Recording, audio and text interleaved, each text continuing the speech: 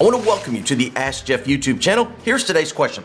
Can you tell me anything about the prophetess Huldah in 2 Kings? Well, actually, she shows up in chapter 22, and she is one of many women that the Lord used, particularly in the Old Testament, known as prophetesses. Now, a prophetess was not a priest. They did not intercede on behalf of the people to God. They did not perform the ritualistic sacrificial ceremonies. They were spokesmen for, representatives for, and because in the Old Testament they had a court for the women, they spoke to the women exclusively. However, they were referenced by kings and other leaders and such because of the wisdom and the insight that God had given them. Well, there is actually, in the context, there is a revival, for lack of better words, that is taking place under the reign of Uriah, and they rediscover the text, the scrolls of God. So for the first time in years, and if memory serves me correctly, I think a generation actually have access to the words of God. And when they open up, they go to the prophetess for help and insight, not only interpreting them, but having insight for them. She is a critical person that plays a critical role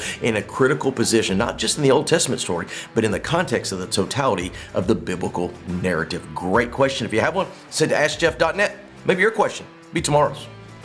Thank you so much for being a part of our daily question here at the Ask Jeff YouTube channel. I want to encourage you on a few things. Number one, if you have a question to ask, submit it to AskJeff.net. Eventually, we'll get around to your question. Secondly, we'd encourage you to subscribe. That way, each and every day, Monday through Friday, you get a reminder of our question of the day. And last but not least, I want to remind you that on Wednesday evenings, live at First Baptist Church of Opelika, fbcopelika.com, we do a solid hour of Ask Jeff where we dig into the questions more than just 60 or 90 seconds. Sometimes we take the entire hour. All that being said, AskJeff.net is where you submit a question to this channel each and every day, Monday through Friday.